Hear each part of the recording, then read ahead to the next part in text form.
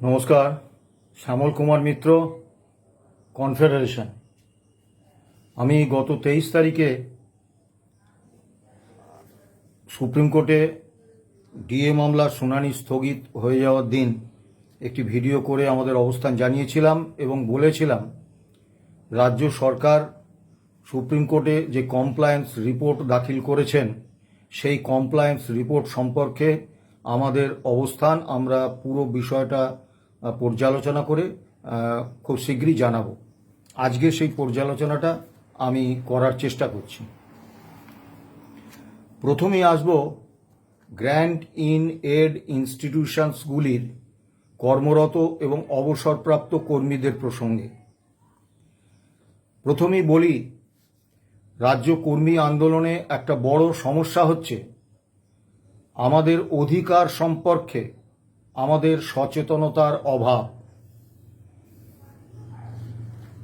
প্রথম প্রশ্ন, আমরা কনফেডারেশন অফ স্টেট গভর্নমেন্ট এমপ্লয়িজের পক্ষ থেকে প্রথম থেকে বলে আসছি যে সুপ্রিম কোর্টের ডিএ মামলার রায়ের অন্তর্ভুক্ত গ্র্যান্ট ইন হেড ইনস্টিটিউশনসগুলির কর্মরত এবং অবসরপ্রাপ্ত কর্মীরাও কোন ভিত্তিতে আমরা এটা বলছি।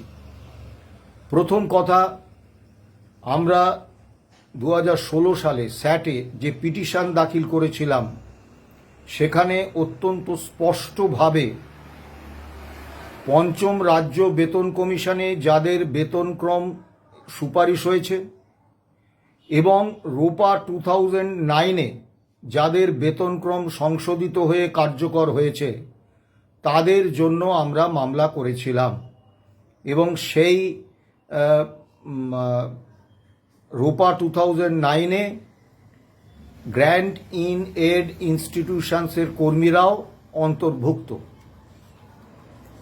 এখন আপনারা যে কোনো নেতা সংগঠকের কথা সম্পূর্ণ বিশ্বাস করার আগে নিজেরা মিলিয়ে নেবেন। আমি আপনাদের রোপা 2009-এর 25 নম্বর পাতায় যেতে বলবো। সেখানে ফিনান্স ডিপার্টমেন্টের অডিট ব্রাঞ্চের একটি অর্ডার দেওয়া আছে।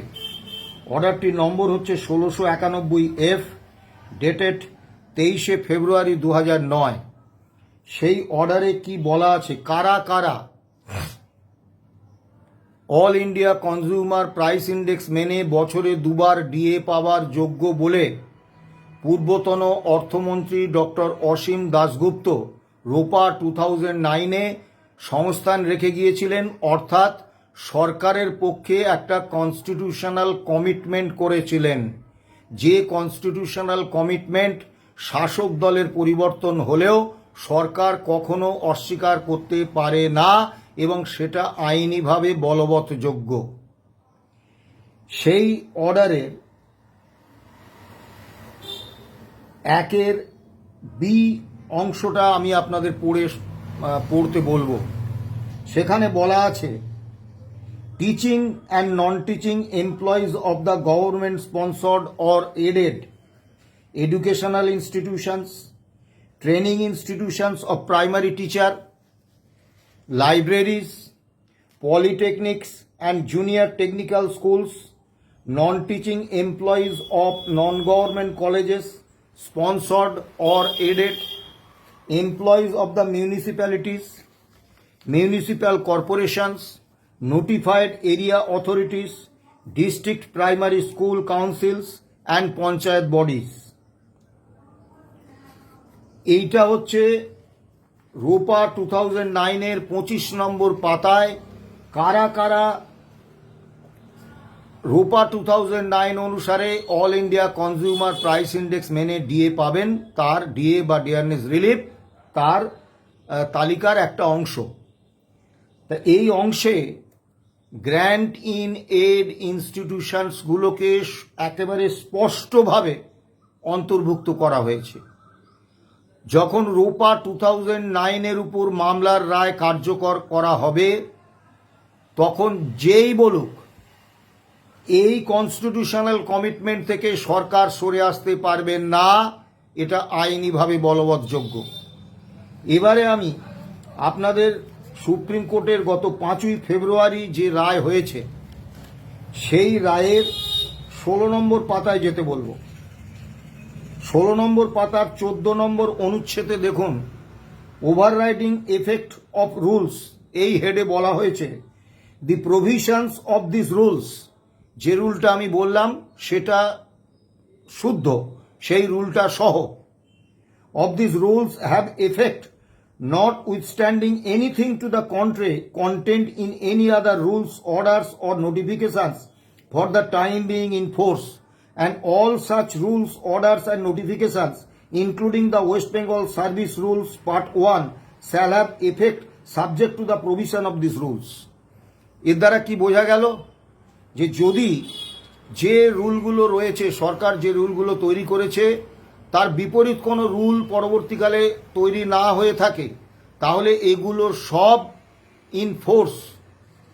এবং এর 17 নম্বর পাতায় যান, রায়ের 17 নম্বর পাতায় কিন্তু আমি রোপা 2009-এর 25 নম্বর পাতায় যে অর্ডারটা দেওয়া আছে সেই অর্ডারটা হুবহু এই 17 নম্বর পাতায় কিন্তু দেয়া রয়েছে, আপনারা দেখে নেবেন। অর্থাৎ রোপা 2009 এবং সুপ্রিম কোর্টের রায়ের 16 এবং 17 নম্বর পাতা আপনারা পড়লেই বুঝতে পারবেন যে মহামান্য সুপ্রিম কোর্টের রায় অনুসারে 8 থেকে 19 এআইসিপিআই মেনে বকেয়া ডিএ পাওয়াটা আপনাদের অধিকার। এরপরে আসুন, স্যাট, হাইকোর্ট এবং সুপ্রিম কোর্টে বহু গ্র্যান্ট ইন এড কর্মী বন্ধু তারা আমাদের বিভিন্ন ভিডিওর মন্তব্যে লেখেন যে আপনারা তো সুপ্রিম কোর্টে আমাদের কথা বলেননি। তারা আইনি বিষয়টা না জেনেই বলেন। দেখবেন সুপ্রিম কোর্টে সংগ্রামী যৌথ মঞ্চ মামলায় যুক্ত হতে পারেননি, কারণ মহামান্য সুপ্রিম কোর্ট বলেছেন we will not allow any intervention application but they may be allowed to argue and assist the court. অর্থাৎ এই মামলায় যুক্ত হওয়ার সুযোগ না দিলেও আদালত বান্ধব হিসেবে সংগ্রামী যৌথ মঞ্চকে মহামান্য সুপ্রিম কোর্ট অনুমোদন দিয়েছেন। সেই মঞ্চের যিনি আহ্বায়ক তিনি কিন্তু গ্র্যান্ট ইন এড ইনস্টিটিউশনের একজন মাননীয় শিক্ষক মশাই। তিনি তার যে এফিডেভিট ওখানে দিয়েছেন সেখানে নিশ্চয়ই এই তার পেশা হিসেবে মাননীয় শিক্ষক মশাই এটা তিনি নিশ্চয়ই লিখেছেন। অর্থাৎ সুপ্রিম কোর্টে ইতিমধ্যেই আদালত বান্ধব হিসেবে যে মঞ্চ অংশগ্রহণ করেছে সেখানে গ্র্যান্ট ইন এড ইনস্টিটিউশনের কর্মী রয়েছেন। দ্বিতীয় বিষয়, তাদের আইনজীবী শ্রদ্ধেয় গোপাল সুব্রমণিয়াম তিনি দুদিন তার মূল্যবান সাবমিশন রেখেছেন। তিনিও কিন্তু গ্র্যান্ট ইন এড ইনস্টিটিউশনের কর্মীদের কথা আলাদা করে উল্লেখ করেননি, সঠিকভাবেই করেননি। কারণ মামলাটা কে এর অন্তর্ভুক্ত সেটা নিয়ে নয়, সুপ্রিম কোর্টে মামলাটা হচ্ছে গত 2022 সালের 20 মে কলকাতা হাইকোর্ট যে রায় দিয়েছিলেন DA is a legally enforceable fundamental right of the employees, এবং তার প্রেক্ষিতে স্যাট যে রায় দিয়েছিলেন যে বছরে দুবার all India consumer price index মেনে বকেয়া ডিএ রোপা 2009-এর সরকারকে দিতে হবে। সেই দুটি অর্ডারের বিরুদ্ধে, সেই দুটি আদেশনামার বিরুদ্ধে তাকে চ্যালেঞ্জ করে সুপ্রিম কোর্টে মামলা করেছিলেন রাজ্য সরকার। অর্থাৎ রাজ্য সরকার সুপ্রিম কোর্টে পিটিশনার, সেখানে রাজ্য সরকারকে প্রমাণ করতে হবে যে এই যে দুটি অর্ডার স্যাট এবং হাইকোর্টের, সে দুটি অর্ডার আইনত সঠিক নয়, আইনত ভুল। এবং আমাদের রেসপন্ডেন্টদের কাজ হচ্ছে এটা যে আইনত ঠিক সেটা প্রমাণ করার প্রয়াস নেওয়া। এখানে কোনোভাবেই কারা কারা এর অন্তর্ভুক্ত এই নিয়ে সওয়াল জবাব করা যায় না। কিন্তু আমরা যখনই সুযোগ পেয়েছি, ইন্দু মালহোত্রার কমিটিতে আমাদের যখন ডাকা হয়েছে, আমরা 27 এপ্রিলের বৈঠকে অত্যন্ত সুনির্দিষ্টভাবে গ্র্যান্ট ইন এড ইনস্টিটিউশনের কর্মী, কর্মরত এবং অবসরপ্রাপ্ত কর্মীদের কথা বলেছি এবং এফিডেভিট দিয়ে সেটা নথিভুক্ত করিয়েছি। দ্বিতীয় বিষয়টা হচ্ছে, সুপ্রিম কোর্টে সরকার যখন 41,770 কোটি টাকার হিসেব দিয়েছিলেন, সেই সময়ে সরকার কিন্তু স্বীকার করে নিয়েছিলেন যে এই মামলার রায়ে অন্তর্ভুক্ত হচ্ছেন গ্র্যান্ট ইন এড ইনস্টিটিউশনসগুলির কর্মরত এবং অবসরপ্রাপ্ত কর্মীরা। কিভাবে? তারা যে হিসেব দিয়েছিলেন 41,770 কোটি টাকা, সেটা দুটি ভাগ করে দিয়েছিলেন। একটি কর্মরত এবং অবসরপ্রাপ্ত রাজ্য সরকারি কর্মচারীদের জন্য খরচ, আরেকটি গ্র্যান্ট ইন এড ইনস্টিটিউশনসগুলির কর্মরত এবং অবসরপ্রাপ্ত রাজ্য কর্মীদের হিসেব। মহামান্য সুপ্রিম কোর্ট কিন্তু এই হিসেবটা নথিভুক্ত করেছেন। মাননীয় বিচারপতিরা কখনো বলেননি যে আপনারা গ্র্যান্ট ইন এড ইনস্টিটিউশনের হিসেব দিয়েছেন কেন, এটাই মামলার অন্তর্ভুক্ত নয়। অর্থাৎ এই সুপ্রিম কোর্টের রায়ে একদম অবিতর্কিতভাবে, প্রশ্নাতীতভাবে এই গ্র্যান্ট ইন এড ইনস্টিটিউশনের কর্মরত এবং অবসরপ্রাপ্ত কর্মীরা এই রায়ের অন্তর্ভুক্ত এবং এই রায়ে তারা বকেয়া ডিএ পাবেন। এটা হচ্ছে আইনি বিষয়। এবারে আসুন, আমি গত 22 তারিখে একটি প্রখ্যাত ইউটিউব চ্যানেলে আমার ভাতৃপ্রতিম এক নেতার সাক্ষাৎকার শুনেছি। তিনি আশা প্রকাশ করেছেন যে গ্র্যান্ট ইন এড ইনস্টিটিউশনের কর্মরত এবং অবসরপ্রাপ্ত কর্মীদের এই সুপ্রিম রায় মেনে ডিএ দেয়া না হলেও রাজ্য সরকার তাদের এই বকেয়া ডিএ দিয়ে দেবেন এবং সেটা তারা স্ট্যাটাস রিপোর্টে অন্তর্ভুক্ত করতে পেরেছেন। আমার মনে হয় বোঝার ক্ষেত্রে কোথাও ভুল হচ্ছে। ওই ইউটিউবার তার বিজেপিকে সমর্থন করার আরোপিত দায় থেকে তিনি এই ধরনের প্রচার করতেই পারেন, কিন্তু আমার ভাতৃপ্রতিম যে নেতা এই আশা প্রকাশ করেছেন, আমার মনে হচ্ছে বোঝার ক্ষেত্রে কিছু ভুল হচ্ছে। আমি এই গ্র্যান্ট ইন ইনস্টিটিউশনস এর কর্মরত এবং অবসরপ্রাপ্ত কর্মীদের সম্পর্কে 92 পাতার স্ট্যাটাস রিপোর্টে রাজ্য সরকার কি বক্তব্য সুপ্রিম কোর্টের কাছে রেখেছেন, আমি সেইটা হুবহু পড়ছি। 10 নম্বর পাতায় এটা আপনি পাবেন। State government employees and pensioners for the entire period April 2008 to December 2019, তাদের জন্য 11,983 কোটি টাকা খরচ হবে। তারপরে লিখেছেন, the above estimated budget covers the state government employees and pensioners since the judgment of Honorable Supreme Court does not cover grant in aid institutions. This has also been deliberated in the meetings of Honorable Monitoring Committee. However, as the GIA institutions are not covered under the ambit of the Honorable Supreme Court judgment, the state government of its own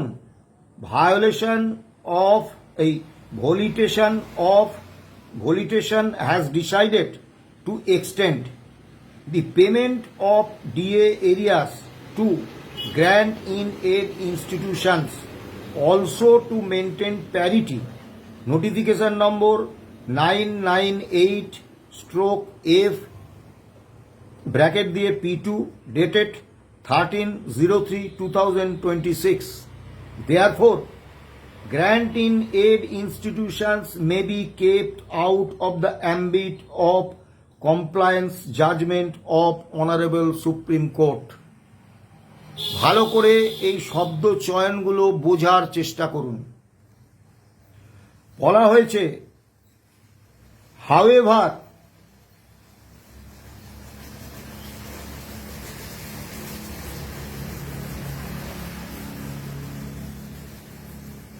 since the judgment of Honorable Supreme Court does not cover grant in aid institutions, অর্থাৎ রাজ্য সরকার মনে করছেন, বর্তমান রাজ্য সরকার, যে grant in add ইনস্টিটিউশনসের কর্মরত এবং অবসরপ্রাপ্ত কর্মীরা সুপ্রিম কোর্টের এই রায়ের পরিধির মধ্যে আসছেন না। তারপরে দেখুন, however as the,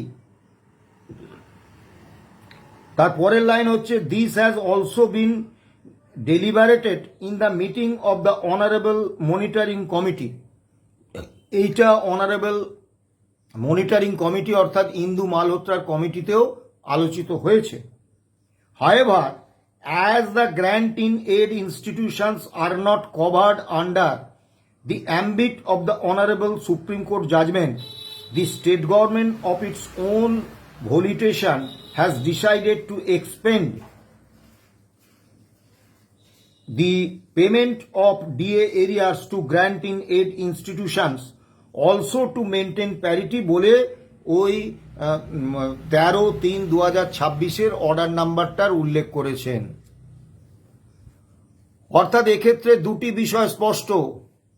একটা হচ্ছে মাননীয় বিচারপতি ইন্দু মালহোত্রার নেতৃত্বে যে মনিটরিং কমিটি তৈরি করে দিয়েছিলেন সুপ্রিম কোর্ট, সেই মনিটরিং কমিটি তারা মনে করেছেন যে গ্র্যান্ট ইন এড ইনস্টিটিউশনসের কর্মরত এবং অবসরপ্রাপ্ত কর্মীরা সুপ্রিম কোর্টের এই রায়ের অ্যাম্বিটের মধ্যে আসছেন না।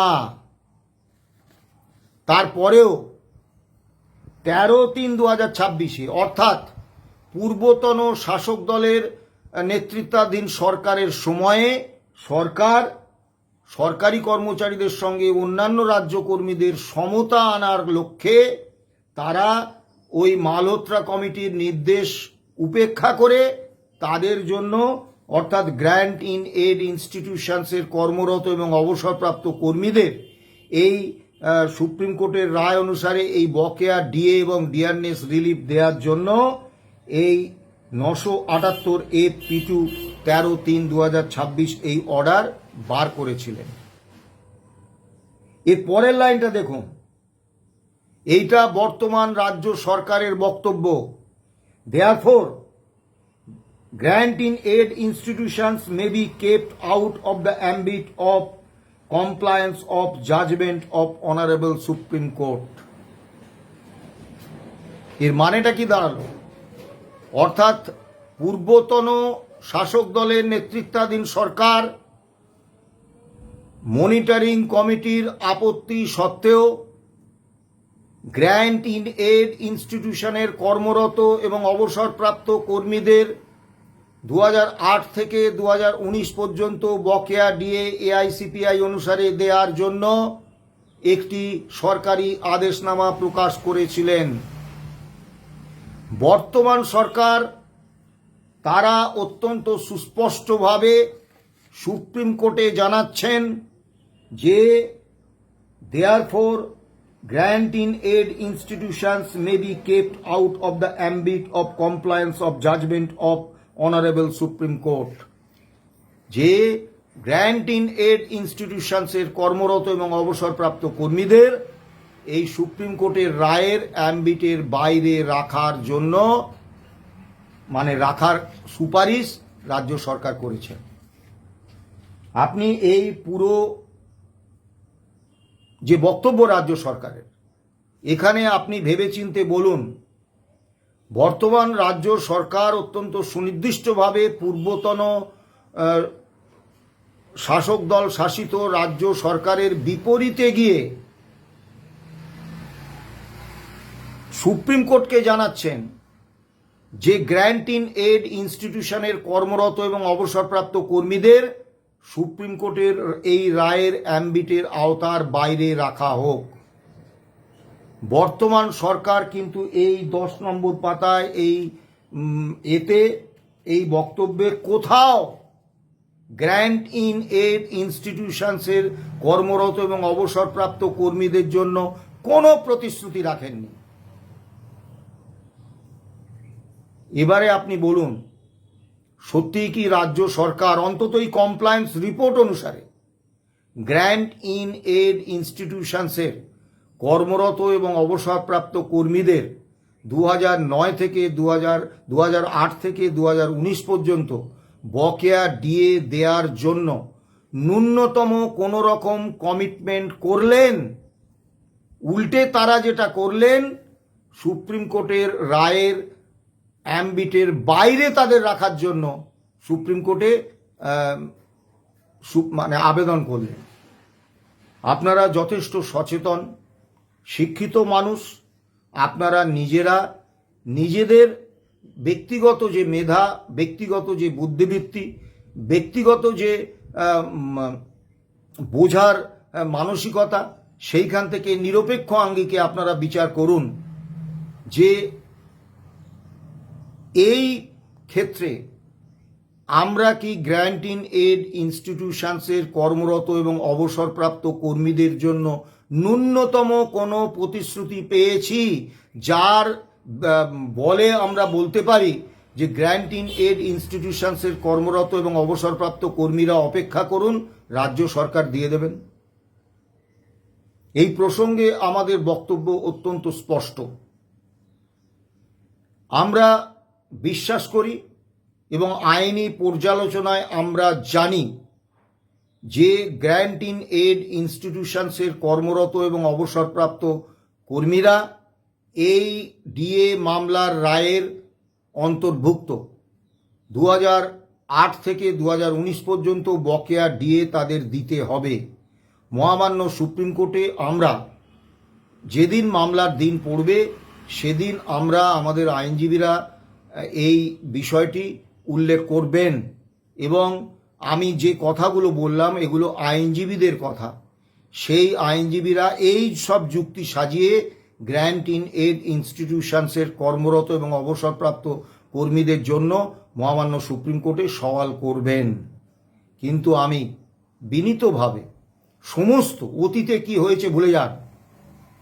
সমস্ত গ্র্যান্ট ইন এড ইনস্টিটিউশনসগুলির সমস্ত কর্মী সংগঠন, অবসরপ্রাপ্তদের সমস্ত সংগঠন, তাদের কাছে আবেদন করব, আপনারা দয়া করে সম্মিলিতভাবে সবাই মিলে আলোচনা করুন, আইনজীবীদের পরামর্শ নিন এবং আপনাদের কি করা উচিত সেটা আপনারা সম্মিলিতভাবে ঠিক করুন। কারণ এই সরকার গ্র্যান্ট ইন এড ইনস্টিটিউশনসের কর্মরত এবং অবসরপ্রাপ্ত কর্মীদের এই 2009 থেকে 2019 পর্যন্ত বকেয়া ডিএ দেবেন এরকম কোনো বক্তব্য এই 92 পাতার কমপ্লায়েন্স রিপোর্টে নেই। এবারে আমি অন্য কয়েকটা বিষয়ে যাব।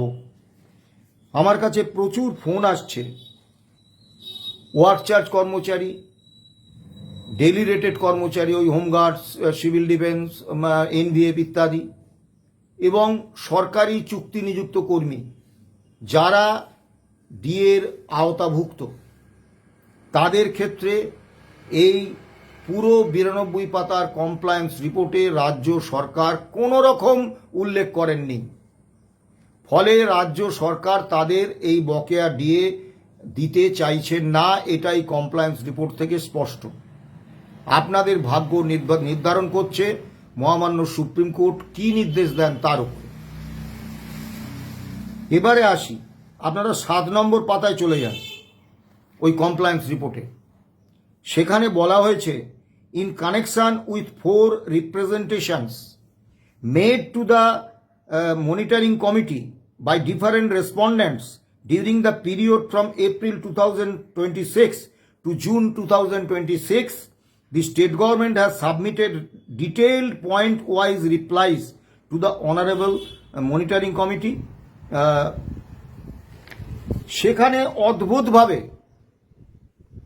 মূল মামলাকারী সংগঠন, যে সংগঠনের নামে মামলাটার title confederation of state government employees and others versus state of West Bengal and others, তাদের যে বক্তব্য আমরা 27 এপ্রিল মালহোত্রা কমিটির সামনে আমি এবং আমাদের আইনজীবী ফিরদৌস শামীম আমরা বিস্তারিতভাবে উপস্থাপিত করেছিলাম, এপিটেপিট সহ সেই একই বক্তব্য আমরা মনিটরিং কমিটিতে দিয়েছিলাম। তার কোনো পয়েন্ট ওয়াইজ রিপ্লাই কিন্তু রাজ্য সরকার দিলেন না।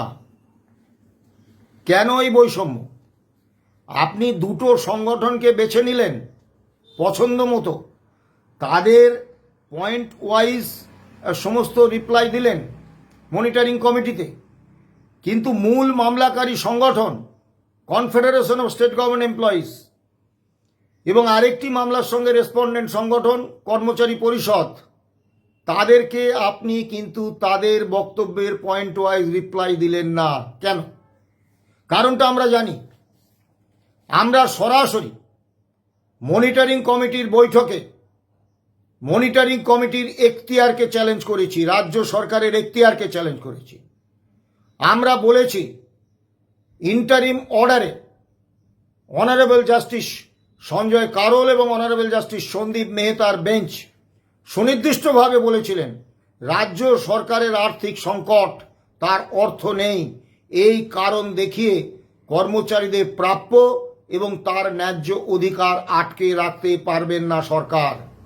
তারপরেও রাজ্য সরকারের আর্থিক অসঙ্গতির কথা বিবেচনা করে আপনারা এ বি সি গ্রুপের সরকারি কর্মচারীদের টাকা প্রভিডেন্ট ফান্ডে দিয়েছেন, যেটা সুপ্রিম কোর্টের রায়ের কোথাও নেই, এটা আপনার এখতিয়ারে নেই এবং রাজ্য সরকারও এটা করতে পারেন না। দ্বিতীয় যে বিষয়টা আমরা উল্লেখ করেছি ভুল হিসেবে, যে ভুল হিসেবে রাজ্য কর্মীরা যারা পেয়েছেন তারা অন্তত কম বেশি 57% টাকা কম পেয়েছেন, এটাতে আপনারা অনুমোদন দিতে পারেন না। ফলে এবং আরও যেসব প্রশ্ন আমরা বিশেষত গ্র্যান্ট ইন এড ইনস্টিটিউশনসের জন্যে ওয়ার্ক চার্জ, ডেইলি রেটেড এবং চুক্তিকর্মীদের জন্য আমরা যে সুনির্দিষ্ট বক্তব্য সেদিন আমি বলেছিলাম, সেগুলোর কোনো পয়েন্ট ওয়াইজ উত্তর দেওয়ার ক্ষমতা রাজ্য সরকারের নেই। সেই কারণে রাজ্য সরকার কনফেডারেশন অফ স্টেট গভর্নমেন্ট এমপ্লয়িজের ওই মনিটরিং কমিটিতে দেয়া বক্তব্যের কোনো পয়েন্ট ওয়াইজ রিপ্লাই দেয়নি। কিন্তু আমরা সুনির্দিষ্টভাবে বলছি একটা রাজ্য সরকার নিরপেক্ষ আঙ্গিকে বিচার করবেন, তারা সমস্ত মামলার সঙ্গে যুক্ত সংগঠন যারা যারা মনিটরিং কমিটিতে তাদের বক্তব্য জানিয়েছেন তাদের প্রত্যেকের বক্তব্যের পয়েন্ট ওয়াইজ রিপ্লাই দিতে বাধ্য। আমরা এটা সুপ্রিম কোর্টে তুলব।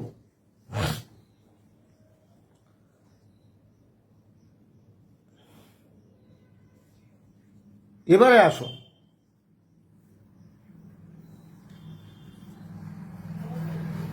4 এবং 5 নম্বর পাতা এই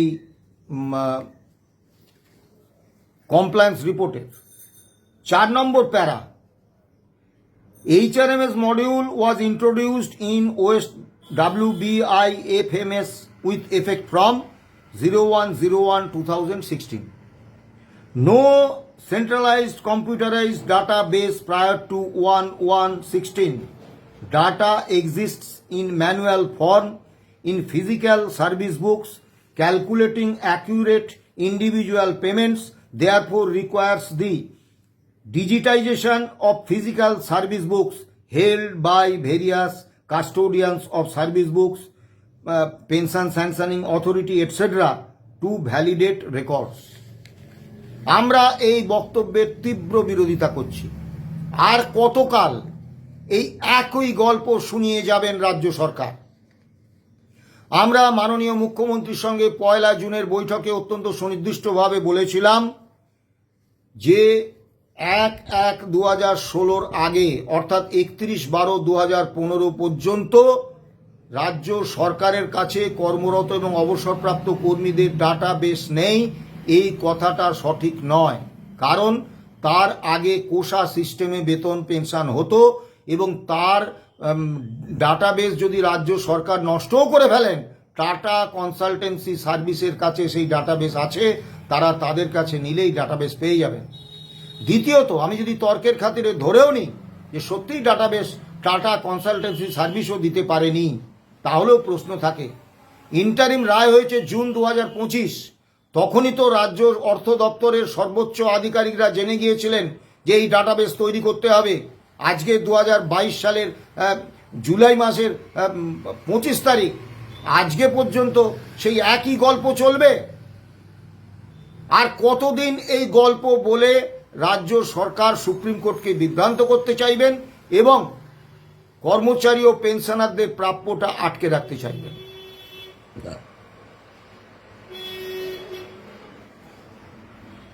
রাজ্য সরকার পূর্বতন শাসক দলের অধীনে সুপ্রিম কোর্টের কাছে প্রেয়ার করেছিলেন যে তাদেরকে এই বকেয়া মেটানোর জন্য 31শে ডিসেম্বর 2026 পর্যন্ত সময় দেওয়া হোক। রাজ্য সরকার, বর্তমান রাজ্য সরকার 2028 পর্যন্ত 4টে ইনস্টলমেন্টে বকেয়া দেওয়ার জন্য সময় দিতে সুপ্রিম কোর্টকে অনুরোধ করেছেন। কোনটা ভালো আপনারা বিচার করবেন। 2028 ডিসেম্বর।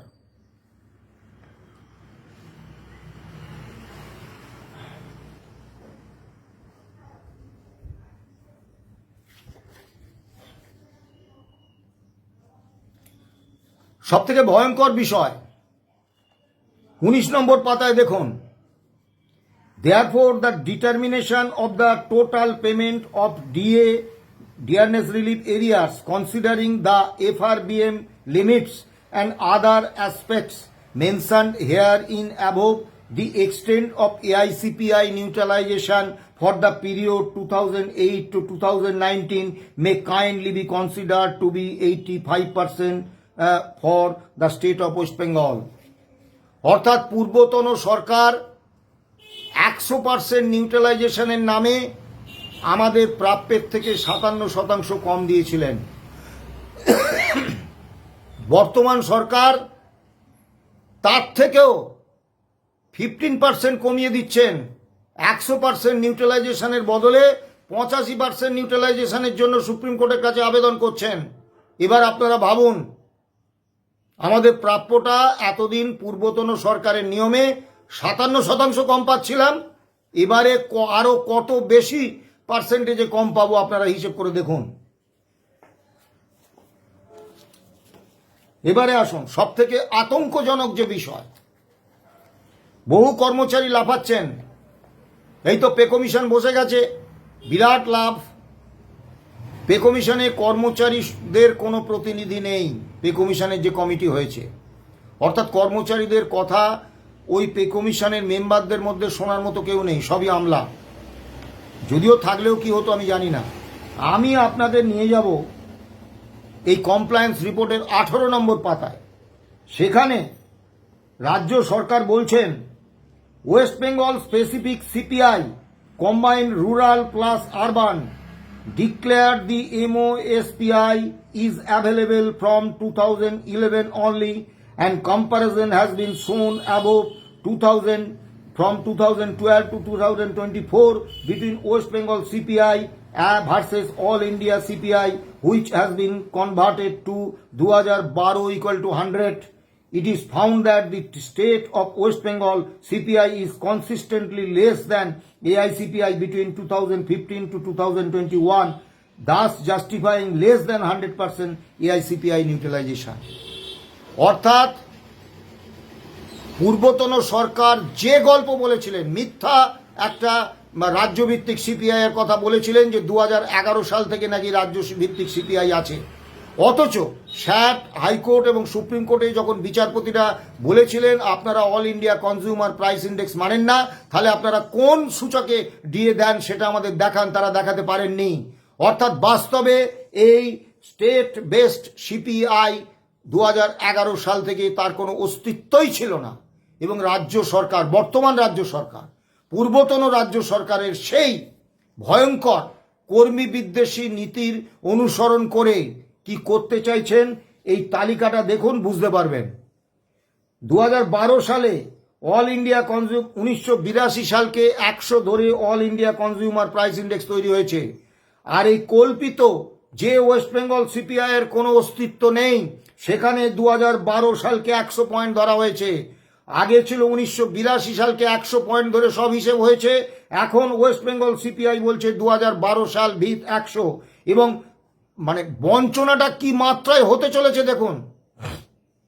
2012-তে এআইসিপিআই হচ্ছে 969,969, আর Bengal CPI 100।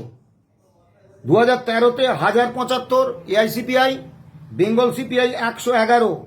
2014-তে AICPI 1143, Bengal CPI হচ্ছে 119। 2015-তে এআইসিপিআই হচ্ছে 1210, ওয়েস্ট বেঙ্গল সিপিআই হচ্ছে 122। 2016-তে 1270, আর স্টেট সিপিআই হচ্ছে 129। এইরকম করে 2024 সালে এআইসিপিআই হচ্ছে 1888, আর স্টেট সিপিআই হচ্ছে 195। কনভার্টিং এআইসিপিআই টু সিপিআই ওরা করেছে এই 2024 সালে 195, যেখানে all India consumer price index হচ্ছে 1888। অর্থাৎ পূর্বতন সরকারের মতো এই সরকারও এআইসিপির বদলে একটা কল্পিত সিপিআই করে এআইসিপির তুলনায় বহু গুণ, মানে ভাবুন, এআইসিপিআই যখন 1888, তখন স্টেট সিপিআই 195। 1888 আর 195, পার্থক্যটা বুঝুন। অর্থাৎ এই যে সপ্তম রাজ্য বেতন কমিশন হচ্ছে, এই পে কমিশনে এই স্টেট বেস প্রাইস ইন্ডেক্স ধরে আপনাকে ডিএ দেওয়া হবে। আপনি কোথায় পৌঁছবেন ভেবে দেখুন। সারা ভারতবর্ষের সমস্ত রাজ্য সরকারের তুলনায় আপনার বেতন ভাতা এবং পেনশন সর্বনিম্ন হয়ে যাবে, আতঙ্কিত হওয়ার মতো অবস্থা। এই জায়গায় সরকারের স্তুতি না করে, সরকারের সমর্থন না করে, অন্ধভাবে সরকারের উপর আস্থা না রেখে ঐক্যবদ্ধ কর্মচারী আন্দোলনের প্রয়োজন কিন্তু আজকে অত্যন্ত জরুরি। এইটা মাথায় রাখবেন। ভালো থাকবেন, সুস্থ থাকবেন। নমস্কার।